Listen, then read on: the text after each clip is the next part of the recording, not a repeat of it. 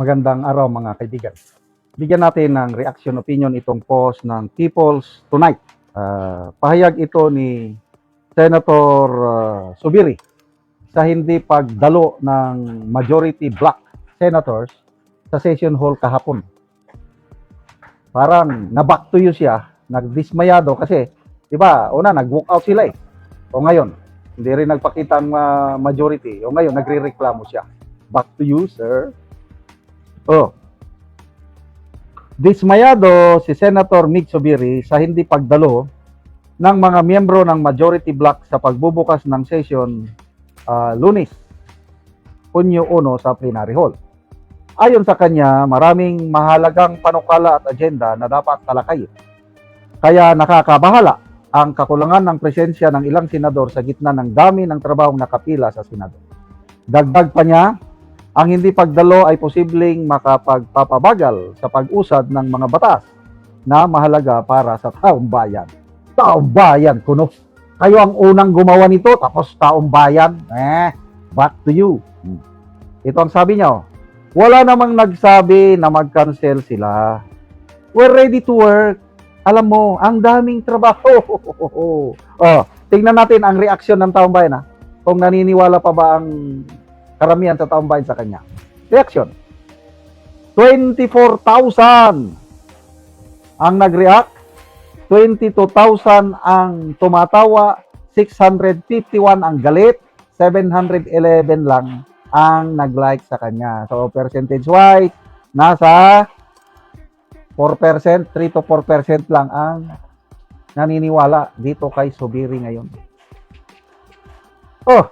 Kayo na lang ba ang may karapatan na hindi dadalo, walk out?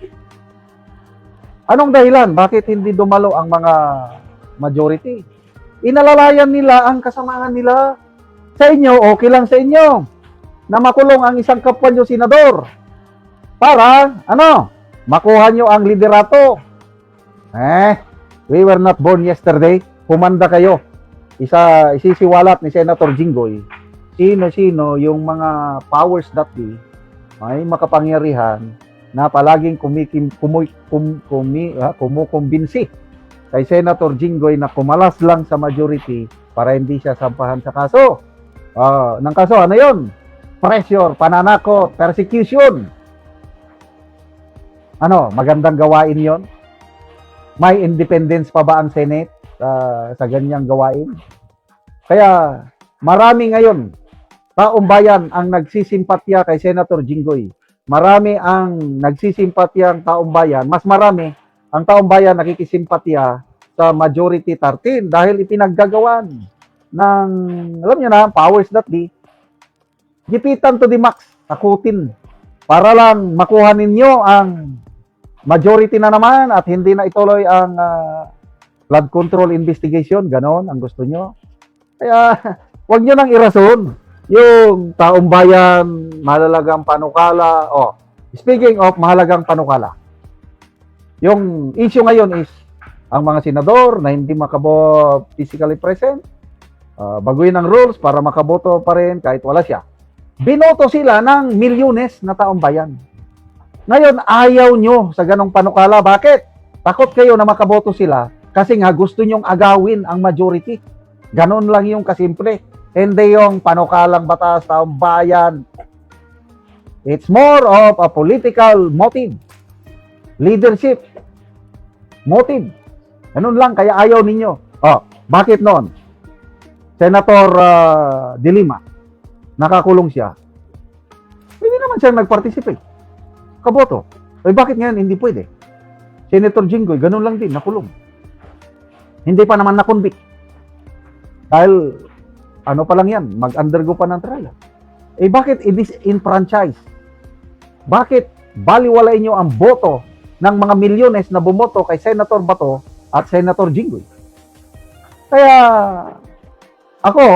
pabor ako na bumoto ang mga senador na wala sa session hall. Ang minority ayaw. Bakit? Alam mo na, gusto nilang bawiin ang leadership. Kailang, mababawi ba nila? Hindi. Kasi wala silang makuhang dalawa mula sa majority bloc. Kaya ganito na lang mangyari. Patigasan na lang ng ihi. Tingnan natin. Magbasa tayo ng mga comments. Ulitin ko ha. 24,000 nag-react. 22,000 ang tumatawa. 651 ang galit kay Subiri. Tinatawanan. Comments. Robilisa Salonga. Oy, manahimik ka. Isa pa itong ngaw-ngaw, iyak na naman sa Bukidnon. Mag-press-con ka na naman sa Bukidnon. Ron Mark Craquero, kapag kayo mag-walk out, okay lang. Kapag majority, masama. Ogan. Sabi nga na dyan, Nimrod Marasigan, dami trabaho pero nag-walk out. Yun nyo? Norman Telen, kaya present kayo kasi alam nyo na may mahuhuli ngayon. Check na natin kung present ba kayo pag nag-open ang flood control. Investigasyon. Wala na. So, sayang. Itong si Senator Mig Subiri, ang taas ng respeto ko sa kanya noon dahil hindi siya nagpa-control sa Malacanang noong 2004, yung People's Initiative. Ngayon, nasira.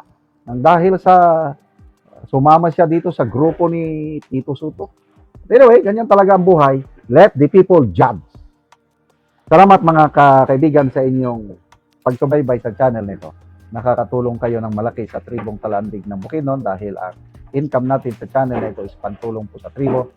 Namimigay tayo ng libreng yero at pako para makapagpatayo sila ng mas maayos na tirahan. Panoorin niyo ang video nito. Una ni ang gipatindog nga balay sa tabangan na Mugero sa balay ni Junior nga taga Lower Kalapat. So mo na ni ang yero nga gitabang nga iyang iatop karon.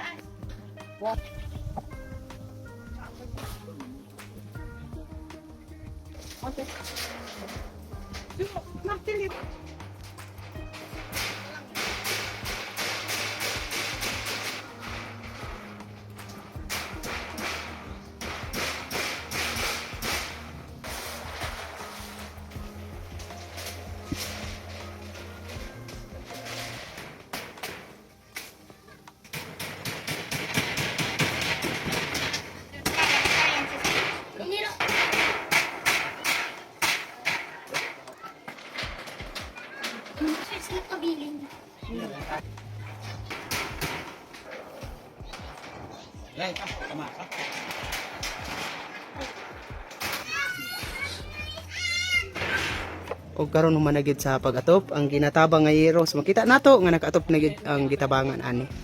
Salamat sa Ginoo nga nakapatukod nako aning akong balay ug salamat pod sa nagtabang aning sin hinaot nga magpadayon ni kay daghang pang nanginahanglan nga sama nako nga magbalay unta pero wala sila ikapalit og sin kay tungod kutobra sa ilang pagpaningkamot kutobra sa pagkaon. So unta magpadayon mo sa pagtabang ug pagatag sa sin. Daghang salamat.